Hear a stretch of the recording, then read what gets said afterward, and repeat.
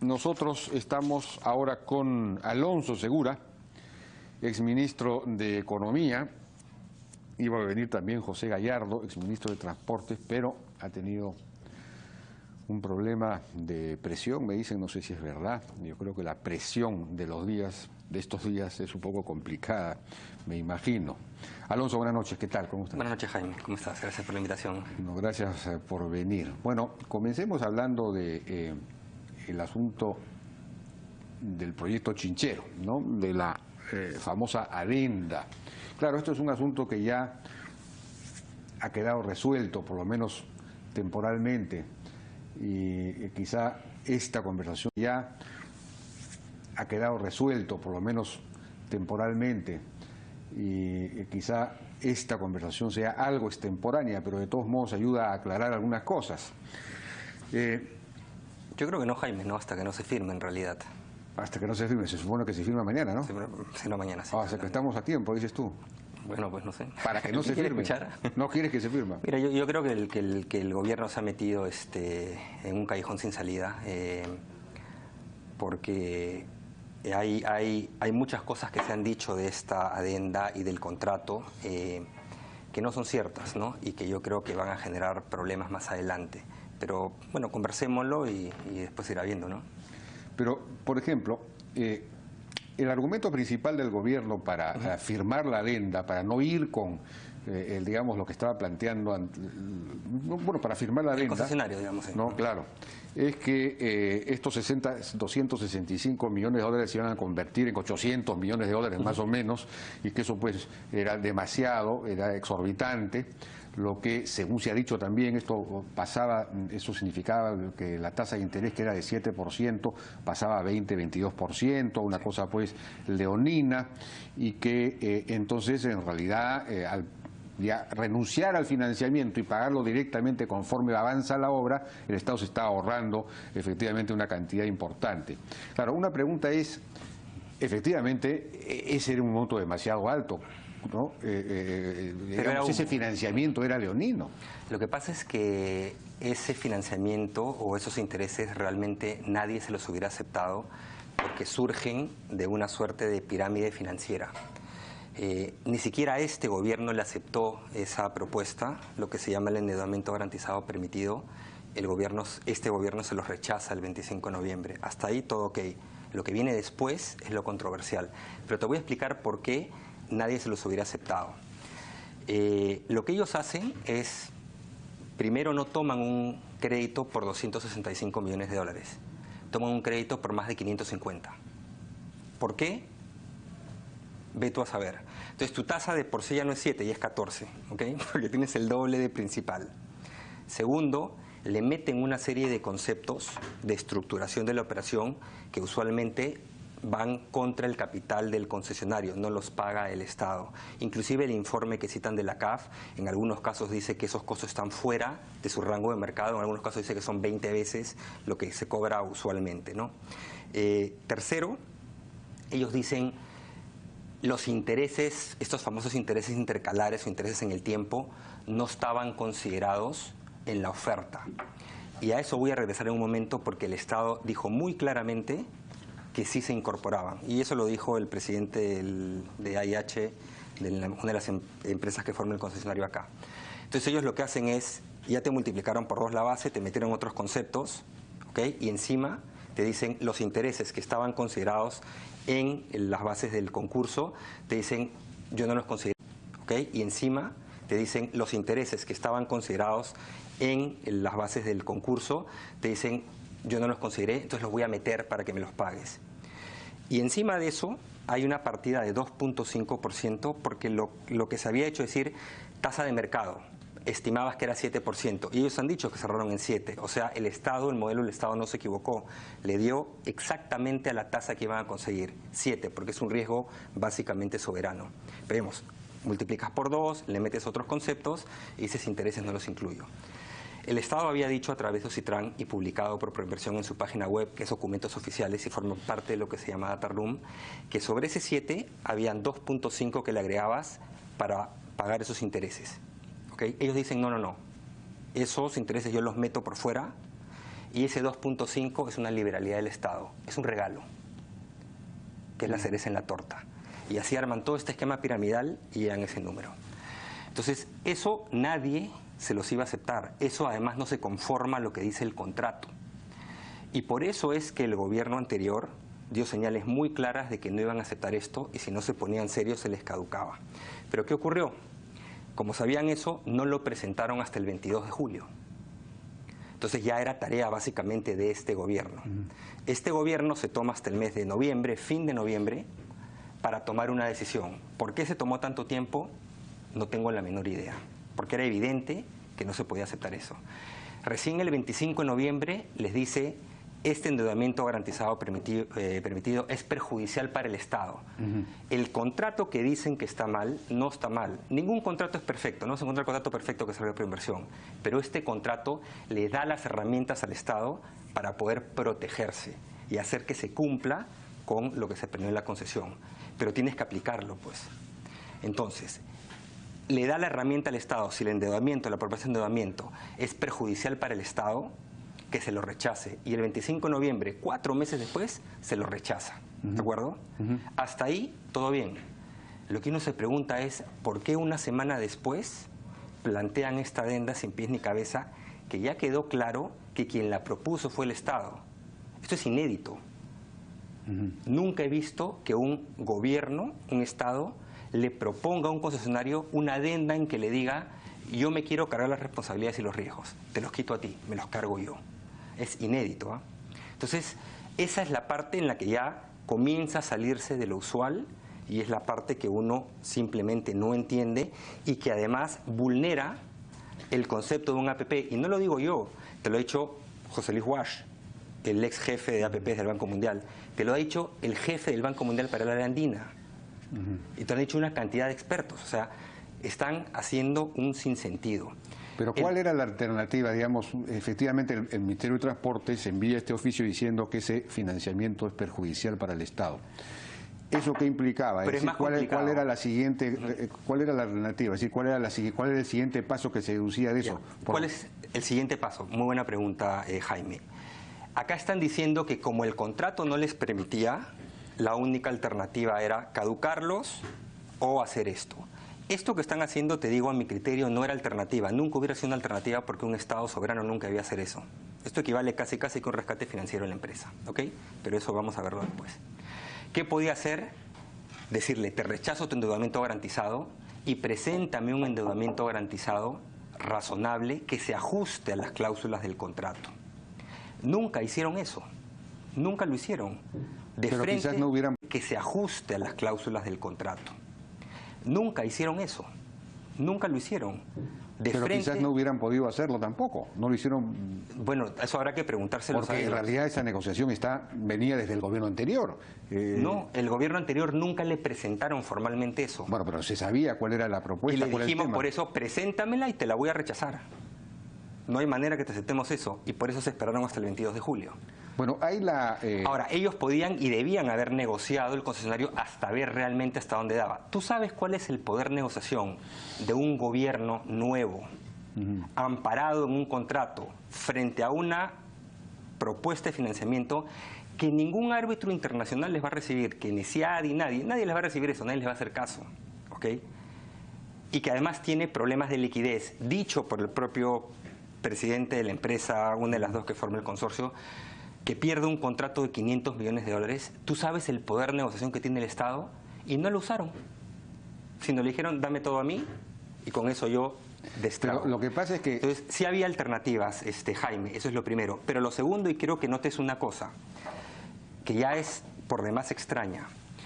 Ellos rechazan el 25 de noviembre este endeudamiento y citan específicamente que es perjudicial al Estado y específicamente el MTC indica que la cobertura de intereses, lo que genera todo este problema, estaba contemplado en ese 2.5%.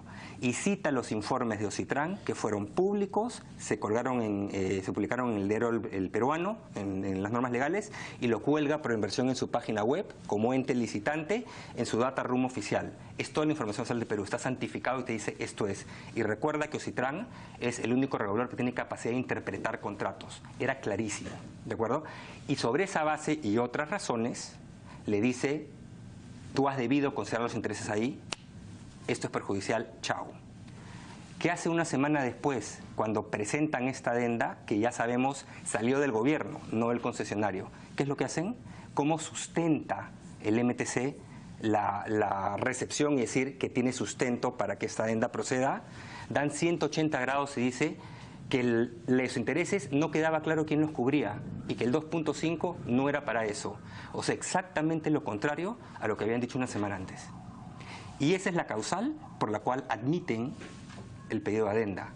Dime si eso no necesita una explicación. ¿Qué monto el contrato realmente consideraba los intereses, digamos las bases claro, del contrato? Sí. ¿Consideraba que las propuestas deberían contener...? Ahí te dicen que el contrato estaba mal. Y no es que estaba mal, se pudo hacer de otras formas. Pero el contrato lo que te decía era, tú me das un principal, el cofinanciamiento 265, y la cuota, digamos, el fondo del PAO, los intereses se van a calcular como el promedio de tus cierres financieros, lo que ellos dicen que es 7. ¿Por qué 7? Dicen, sobre ese 7 se le suma 2.5. Y Ocitran precisó y Proinversión público diciendo, eso es para intereses. Es decir, tu tasa era tu tasa de mercado más 2.5. Bueno, intereses todos incluidos, 9,5. Pero eso no está en las bases. Eso estaba en los documentos del concurso.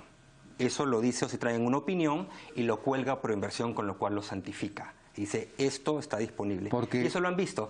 Y citan una opinión de Contraloría. Porque la propuesta del consorcio con la que ganó el concurso no consideraba intereses. Eso es lo que ellos dicen ahora. Bueno, eso es lo que dicen. Pero los otros lo que están diciendo es, nosotros perdimos porque pusimos los intereses, pusimos un costo financiero que podía ser de 100 millones de dólares. Ellos no pusieron ese costo financiero. Pero justamente, Jaime, es un error de ellos, porque el Estado peruano se los había dicho. ¿Qué ha venido a decir el presidente del consorcio? ¿Cómo es posible pues, que Proinversión en ese momento, cuando recibe los sobres, no revisa y dice, oiga, usted no ha considerado los intereses, esto no vale? Esta es una propuesta que se ha bajado maliciosamente, cuando revisa y dice, oiga, usted no ha considerado los intereses, esto no vale. Esta es una propuesta que se ha bajado maliciosamente se ha bajado maliciosamente no poniendo los intereses. Es que no es culpa de Proinversión, el factor de competencia era el principal y te habían dicho, ojo. Por eso digo, pues, el factor de competencia no incluía los intereses. No, es que las bases del concurso, toda la información, la opinión de Ocitran colgada por Proinversión te decía, ojo, que ese 2.5 que está en el contrato es para intereses. Ellos lo sabían. Entonces ellos ya sabían... 2.5 es una cosa, es mínimo, eso no tiene que... No es mínimo, porque hay otro problema además, que están diciendo falacias. Te dicen, es que esto es un horror porque el Estado me obliga hoy día a depositar toda la plata, que como vimos, no depositan 265, quieren depositar más del doble y hacen que todo crezca, ¿no? Me obliga a depositar hoy día. Eso no te dice el contrato. El contrato te dice acreditar, no te dice depositar. ¿Qué significa acreditar? Que tú digas que tienes las fuentes de financiamiento y tengas las cartas. Por ejemplo, como se hace normalmente, con desembolsos diferidos, para que no haya este interés en el tiempo. Pero ellos decían que quieren hacerlo hoy.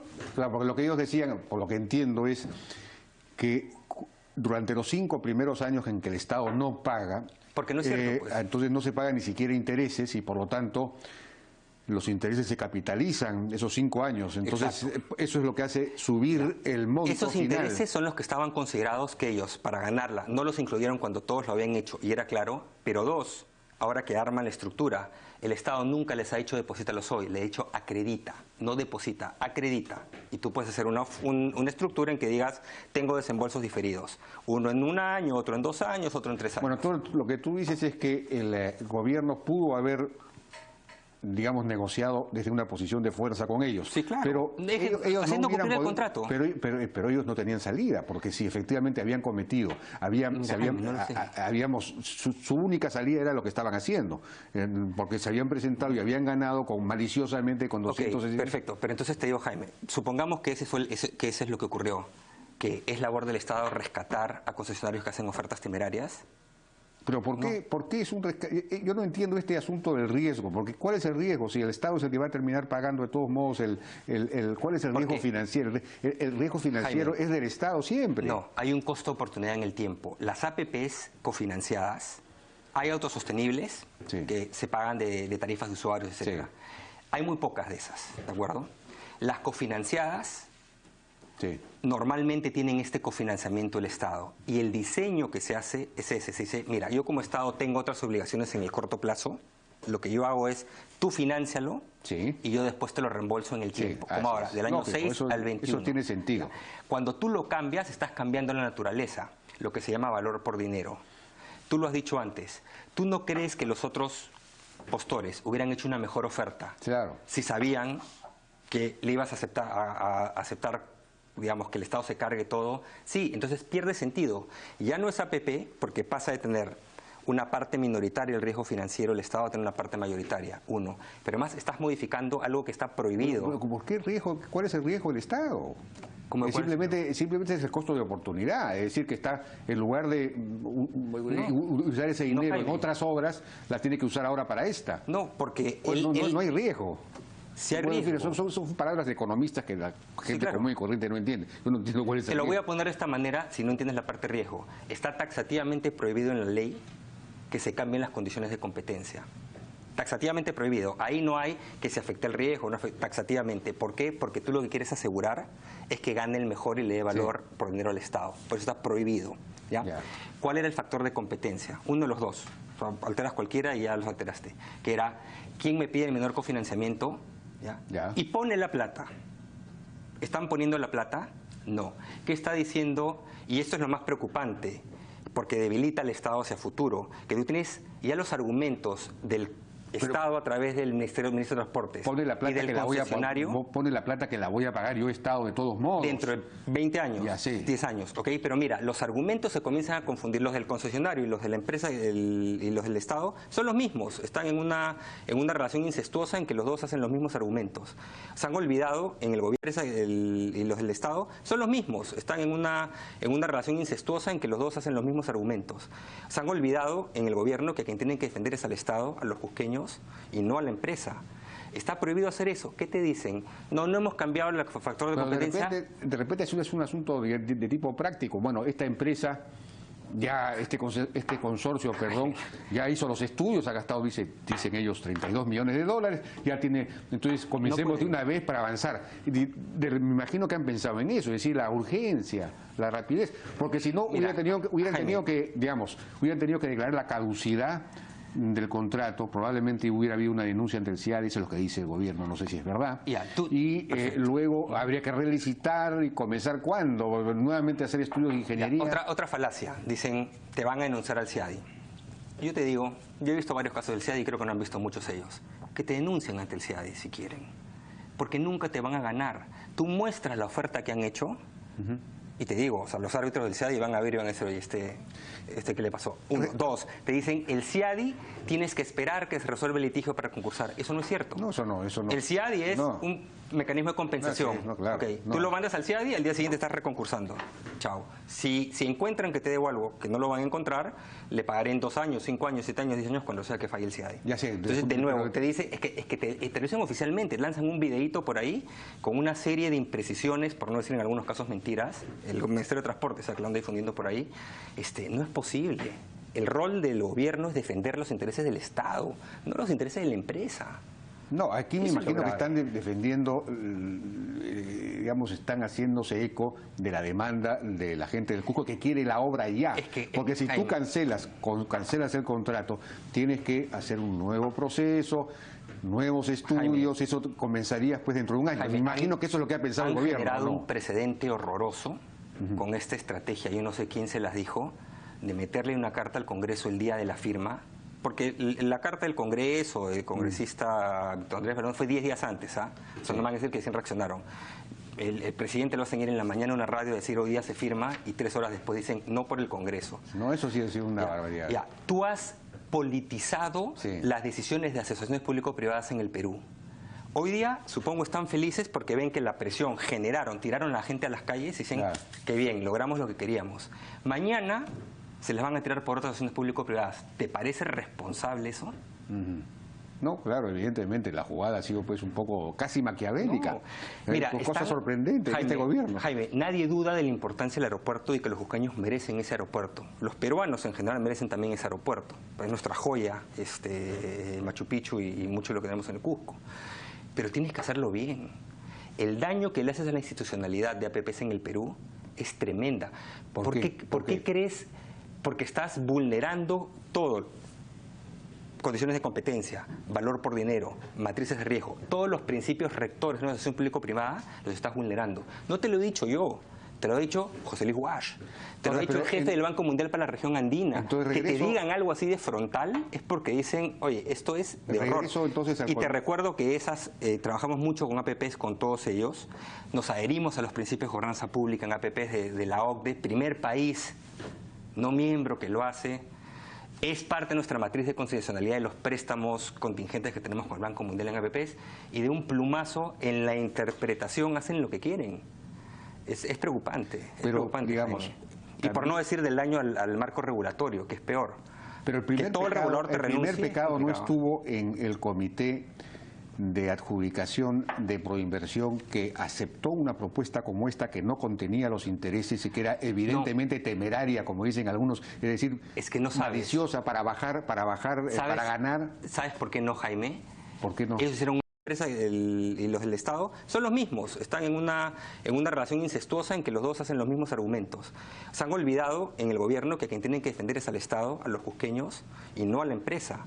Está prohibido hacer eso. ¿Qué te dicen? No hemos cambiado el factor de competencia. De repente eso es un asunto de tipo práctico. Bueno, esta empresa, ya este consorcio, ya hizo los estudios, ha gastado, dicen ellos, 32 millones de dólares, ya tiene, entonces comencemos de una vez para avanzar. Me imagino que han pensado en eso, es decir, la urgencia, la rapidez, porque si no hubieran tenido que declarar la caducidad del contrato, probablemente hubiera habido una denuncia ante el CIADI, eso es lo que dice el gobierno, no sé si es verdad, luego habría que relicitar y comenzar ¿cuándo? Nuevamente hacer estudios de ingeniería. Otra falacia, dicen, te van a denunciar al CIADI. Yo te digo, yo he visto varios casos del CIADI y creo que no han visto muchos ellos, que te denuncien ante el CIADI si quieren, porque nunca te van a ganar. Tú muestras la oferta que han hecho, y te digo, o sea, los árbitros del CIADI van a ver y van a decir, oye, ¿qué le pasó? Uno. Dos, te dicen, el CIADI tienes que esperar que se resuelva el litigio para concursar. Eso no es cierto. No, eso no. El CIADI es un mecanismo de compensación. Tú lo mandas al CIADI y al día siguiente estás reconcursando. Chao. Si encuentran que te debo algo que no lo van a encontrar, le pagaré en 2 años, 5 años, 7 años, 10 años, cuando sea que falle el CIADI. Ya sé. Entonces, de nuevo, te dice, es que te lo dicen oficialmente, lanzan un videíto por ahí con una serie de imprecisiones, por no decir en algunos casos mentiras. El Ministerio de Transporte, o sea, que lo anda difundiendo por ahí. No es posible. El rol del gobierno es defender los intereses del Estado, no los intereses de la empresa. No, aquí me imagino que están defendiendo, digamos, están haciéndose eco de la demanda de la gente del Cusco que quiere la obra ya. Porque si tú cancelas el contrato, tienes que hacer un nuevo proceso, nuevos estudios, eso comenzaría pues dentro de un año. Me imagino que eso es lo que ha pensado el gobierno. Han generado un precedente horroroso con esta estrategia, yo no sé quién se las dijo, de meterle una carta al Congreso el día de la firma, porque la carta del Congreso, el congresista Andrés Belón, fue 10 días antes, O sea, no van a decir que sí reaccionaron. El presidente lo hacen ir en la mañana a una radio a decir hoy día se firma y 3 horas después dicen no por el Congreso. No, eso sí ha sido una barbaridad. Tú has politizado las decisiones de asociaciones público-privadas en el Perú. Hoy día, supongo, están felices porque ven que la presión tiraron a la gente a las calles y dicen, qué bien, logramos lo que queríamos. Mañana se les van a tirar por otras asociaciones público-privadas. ¿Te parece responsable eso? No, claro, evidentemente la jugada ha sido pues un poco casi maquiavélica. No. Mira, cosa sorprendente en este gobierno. Jaime, nadie duda de la importancia del aeropuerto y que los cusqueños merecen ese aeropuerto. Los peruanos en general merecen también ese aeropuerto. Es nuestra joya, Machu Picchu y mucho de lo que tenemos en el Cusco. Pero tienes que hacerlo bien. El daño que le haces a la institucionalidad de APPs en el Perú es tremenda. ¿Por qué crees? Porque estás vulnerando todo. Condiciones de competencia, valor por dinero, matrices de riesgo, todos los principios rectores de una asociación público-privada los estás vulnerando. No te lo he dicho yo, Te lo ha dicho José Luis Guasch. Te lo ha dicho el jefe del Banco Mundial para la región andina. Que te digan algo así de frontal es porque dicen, oye, esto es de horror. Y te recuerdo que trabajamos mucho con APPs, con todos ellos. Nos adherimos a los principios de gobernanza pública en APPs de la OCDE, primer país no miembro que lo hace. Es parte de nuestra matriz de constitucionalidad de los préstamos contingentes que tenemos con el Banco Mundial en APPs, y de un plumazo en la interpretación hacen lo que quieren. Es preocupante. Digamos, y por no decir del daño al marco regulatorio, que es peor. Pero el primer pecado no estuvo en el comité de adjudicación de Proinversión, que aceptó una propuesta como esta que no contenía los intereses y que era evidentemente temeraria, como dicen algunos, es decir, es que no maliciosa para ganar. ¿Sabes por qué no, Jaime? ¿Por qué no? Ellos hicieron temeraria, como dicen algunos, es decir, es que no sabes. Maliciosa para ganar. ¿Sabes por qué no, Jaime? ¿Por qué no? Ellos hicieron una oferta baja, tú no podías confirmar si era temeraria o no hasta que presenten el endeudamiento garantizado que recién ha sido ahora. O sea, el 22 de julio, digamos. O sea que, pero entonces el problema estaba en las bases, que no te decían, oiga, precise usted cuál va a ser su costo financiero. No, o sea, si porque ellos no tenían costo financiero, los otros sí pusieron costo financiero. Es que la definición, es que no lo pusieron. Hoy día nosotros lo hemos corregido. ¿Qué es lo que hemos hecho con la modificación de la 1224 que impulsé en 2014, 2015, perdón, que criticaron muchos, etcétera? Hemos puesto mucho más transparencia. Por ejemplo, ahora obligamos al ganador a que deje su modelo económico financiero para saber exactamente qué supuso, por ejemplo, ¿ok? Pero eso no significa que estuviera mal. Estaba bien, era clarísimo, y te lo han dicho los otros postores, que tenías que incluir el costo financiero. Él ha tratado de sacarle la vuelta, pero ¿cómo no se dio sacando la vuelta al Estado, dada la actitud del gobierno? ¿Cómo no se dio cuenta el comité que revisó las propuestas? ¿No se dio cuenta que no lo habían incluido? Es una cosa increíble. No, no es que no se dio cuenta. No tenías que incluirlo porque estaba definida la fórmula. Estaba claramente definida. Estaba claramente definida, Jaime. Este mismo gobierno lo ha aceptado. Se la rechaza por eso. Y después se voltea y dice lo contrario, que ahí tienen que explicar cómo han hecho eso, ¿no? Porque son argumentos exactamente contrarios. Te rechazo porque tú dices que los intereses no están incluidos y acá están incluidos en documentos oficiales del gobierno peruano. Chao. Una semana después te acepto la adenda porque no es claro quién paga los intereses y no estaba en el 2.5. Ahora, supongamos que, digamos, si la única salida hubiese sido no la negociación, porque la negociación no hubiese llevado a ningún puerto, puesto que este consorcio que ha ganado, si ganó así, no hubiera podido sostener esa situación. Entonces, y eso ocurre hacia adelante, ¿ah? ¿Te puede ocurrir? Claro, si la solución era la caducidad del contrato, de todos modos esto hubiera tomado mucho más tiempo, ¿no? Jaime, o se podían usar los estudios de ingeniería que ya había avanzado, no se podía. ¿Tú crees que, a ver, tú dime ¿tú crees que si llegas a una situación de esa, CIADI o no CIADI, caducas, tú crees que el concesionario que ha hecho que invertí 30 y tantos millones en el estudio, tú le dices, te los compro, te va a decir, ah, no, me los quedo, y a costo hundido, y ahí los dejo? No, pues.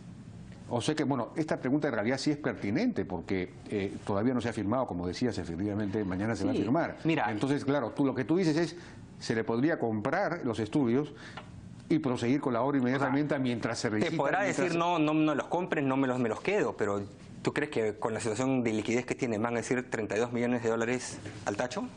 Obviamente no. Yo creo, no sé, claro. Pero ya no entiendo nada, la verdad, de lo que han estado actuando en los últimos tiempos.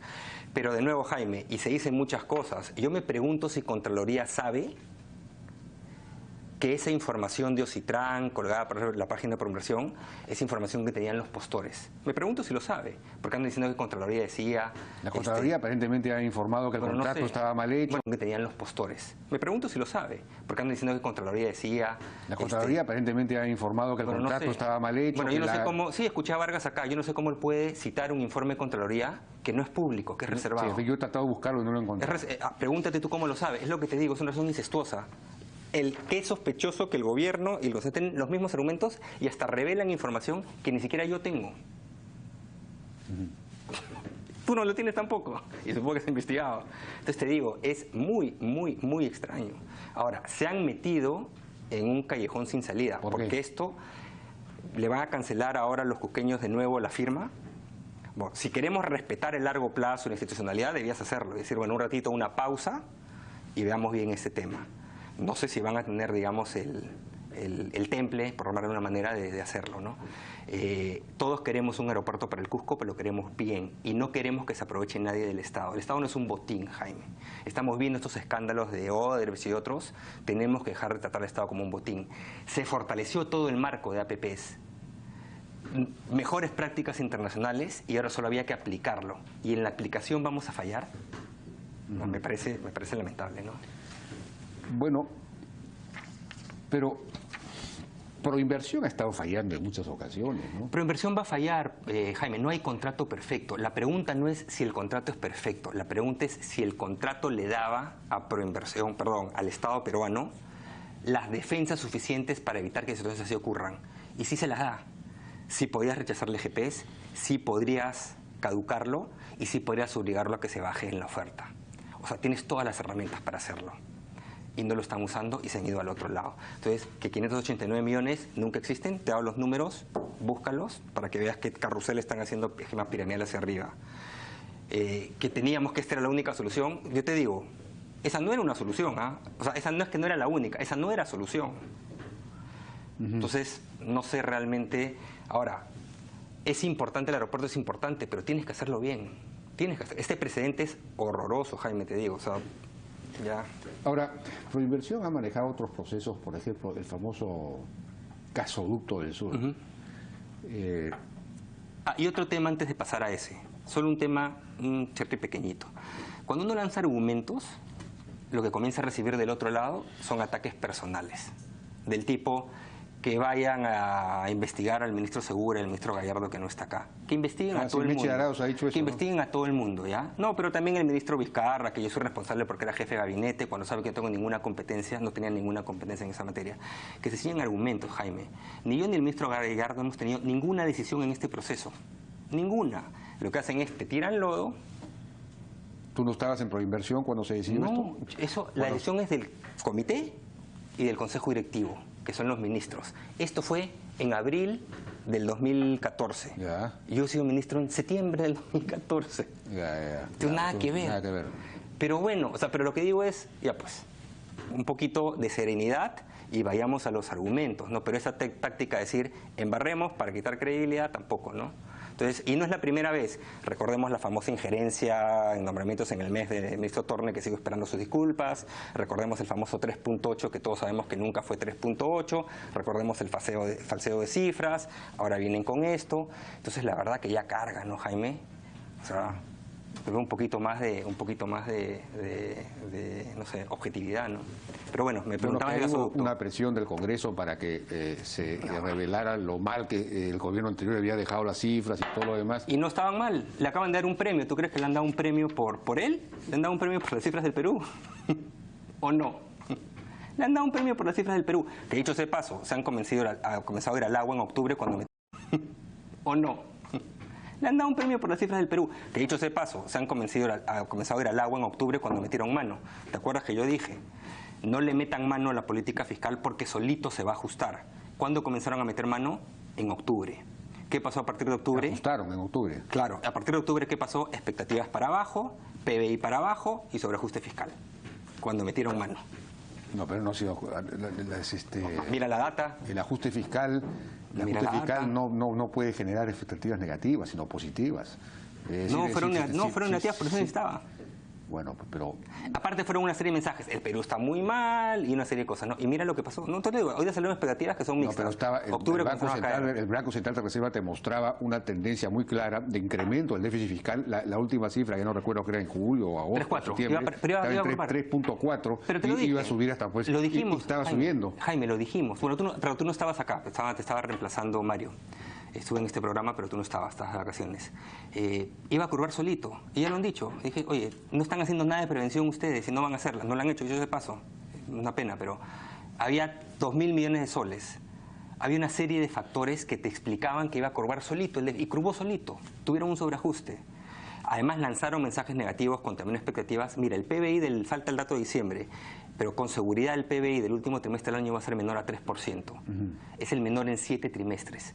A septiembre, cuando no habían hecho nada, no habían tocado nada, el crecimiento del tercer trimestre del año fue 4.4. y el crecimiento acumulado 12 meses a septiembre era casi 4.4, 4.34. No, pero lo que pasa es que yo me imagino que el efecto de las exportaciones mineras, que es el que ha estado levantando el PBI, ya empieza a ser menor. Ya porque ya, no ya habían comenzado las exportaciones mineras fuertes a fines del año pasado. Entonces por eso ya no hay el efecto minero. Esa es la razón. Justifícalo como quieras. No, te estoy dando argumentos. No justifícala como quieras. No, tú respóndeme ese argumento. Ya, no es así. Y te voy a decir otro argumento. ¿Ya? Se dice que la minería es la que impulsa todo el crecimiento de la economía. No, no es así. No es así. No es tan cierto. ¿Por qué? Eso es cuando tú mides el PBI por el lado de la producción. Pero ¿qué es lo que está cayendo más fuerte en este momento? La inversión privada. ¿Cuál particularmente? La minera, ¿no? Sí. La minera se ha caído más del 50%. ¿Qué significa eso? ¿Y qué tiene más impacto del sector minero en la economía? ¿La fase de inversión o la fase de producción? La fase de inversión. Ya. Lo que está pasando es que el sector minero está detrayendo crecimiento muy fuerte. ¿Por qué? Pues está cayendo la inversión. Entonces, cuando tú ves el sector construcción, por ejemplo, cuando lo ves por el lado de producción, no sé, eso puede ser complicado de entender, tú dices, si tú descompusieras el sector construcción, dirías, sector de construcción vinculado a minería cayendo 50%. Bueno, pero lo que pasa es que el gobierno anterior no dejó proyectos mineros en marcha. Hablaremos de eso otro día si quieres. Pero no, entonces todo lo que no te conviene lo dejamos para otro día. No, hablemoslo ahora si quieres. Pero primero cerremos el punto. No es cierto que la mitad del crecimiento es minería, porque no estás neteando el efecto. La mitad de los números. Los números, es decir, cuando tienes un crecimiento de 4%, eso no puedes, ¿qué porcentaje es que tú estás, cuando tú miras sector construcción, cuando tú miras sector manufactura, primario, lo que fuera, tú estás viendo, oye, ¿por qué no levantan? Y no levantan porque construcción vinculada al resto de sectores de la economía está creciendo. Construcción vinculada a minería cayendo 50. En promedio cae 3. De acuerdo. Y pues, entonces el sector minero no contribuye con la mitad del crecimiento. Porque no se dejó proyectos en marcha. Sí se dejó proyectos. No, el último gran proyecto fue Las Bambas y después ya no ha habido nuevos. Se dieron todos. ¿Por qué fue? Me vas a decir que los proyectos Tía María, por ejemplo, o Conga, fueron por voluntad del gobierno anterior. Yo no era ministro de Energía y Minas, yo sé paso, por si acaso. Pero fue por voluntad, fue por una problemática muy compleja. O sea, ha ido el presidente Kuczynski el otro día a Tía María y yo no sé si ha logrado que Tía María vaya, ¿no? Creo. No, dijo que él no iba a hablar de Tía María. Ah, ya, pues. Entonces, yo no sé para qué fue, pero... Me está dando la razón, pues. No, en ese punto, claro, yo doy la razón cuando la tienes. Claro, gracias. ¿No tengo voluntad? Ya, pues. Entonces, yo no sé para qué fue, pero... Me está dando la razón, pues. No, en ese punto, claro, yo doy la razón cuando la tienes. Claro, gracias. ¿No tengo voluntad? Pero el asunto es que ha habido pues una falta de manejo en el tema minero desde el gobierno anterior y hasta ahora no encuentra la llave tampoco. Bueno, y entonces el PBI de este año, digamos, ¿cómo se viene? Digamos, si los proyectos mineros no los hay, si ahora las obras empiezan a paralizar o van a estar paralizadas por el problema Odebrecht, por el caso Odebrecht. Hay varias obras vinculadas a Odebrecht que se están paralizando. Entonces, esto es una cosa preocupante. Lamentablemente, sí va a haber un impacto que puede ser significativo de estos escándalos, que no solamente es Odebrecht. Ahorita estamos hablando de Odebrecht, pero vas a tener otras constructoras. O sea, esto potencialmente te puede afectar a todas las grandes constructoras que han operado en el Perú, o una parte importante de esas constructoras, ¿no? Sí te va a generar un efecto sobre crecimiento si los proyectos se comienzan a caer, ¿no? Hay que hacer lo posible para que eso no ocurra, ¿no? Hay que hacer, yo creo que es inversión pública. Hay un tema con APPs que sí me preocupa, porque vas a caer en el problema que se está tratando de evitar. Y es que los APPs, no sé cómo hacerte la comparación, pero son como un embarazo, ¿ya? O sea, si tú quieres tener a tu hijo en 5 meses, no puedes, pues. O sea, no pueden hacer el bebé en 5 meses. Los APPs, el gran problema que tenía el Perú, y por eso una incidencia tan alta de adendas, es que salían muy crudos los proyectos. Así es. ¿Ya? Entonces lo que hicimos fue toda una reforma para que los proyectos, en vez de salir con estudios nivel 2, que son muy superficiales, salgan con nivel 4. Nivel 5 es estudio definitivo de ingeniería. Tienen que salir mucho mejor armados. Así ¿de acuerdo? Entonces, los APPs no te van a salvar el crecimiento. Ahora dicen, vamos a acelerar los APPs. Están cayendo en el error tradicional de decir, apurémoslos. A mí me criticaron, decir, no salieron APPs en los últimos años casi, porque estaba arreglando toda la tubería. Había que arreglar la tubería. Entonces tienen que tomarse su tiempo. Si quieren empujar, es más por el lado de inversión pública que por el lado de un APP. Pero tampoco esperemos necesariamente milagros. La inversión pública en enero se ha caído de nuevo. Ahora, sí, evidentemente. Ojalá levante, ¿no? Tienen como subejecutaron tan fuertemente el año pasado, o sea, eso ha sido histórico, tienen no sé cómo llamarle, un backlog de proyectos muy grande que te podría hacer que este año sea mejor, ojalá. Ahora, todas las obras que habría que hacer para recuperarnos Mira, Jaime, yo no era ministro, pero cuando se hizo, el 2013 lanzamos el primer paquete fiscal contracíclico, metimos como 3.000 millones y fue todo orientado a desastres. Claro. ¿Ok? Ellos debían hacer algo similar. Similar, y de paso aprovechar para hacer las obras permanentes de defensa. Porque van a tener su ejecución. No solamente recuperar, digamos, lo que se ha dañado, sino hacer las obras que no se han hecho nunca. Mira, lo primero es la asistencia a la gente, ¿no? Y reservorios, reservas en Mira, de inmediato lo que tú tienes, lo primero es gasto corriente muy fuerte, porque es toda la ayuda. Medicinas, comida, vestimenta y todo ese tipo de cosas. Después viene la parte de rehabilitación y después reconstrucción. Tienen como un ciclo diferente, pero sí deben destinar recursos importantes, ¿no? De acuerdo. Bueno, pues ya nos ha ganado el tiempo. Oye, gracias, Jaime. Muchísimas gracias por tu participación en la Hora N. Vamos a ver qué pasa mañana. Vamos a una pausa, regresamos ahora con Leopoldo Monzón para hablar precisamente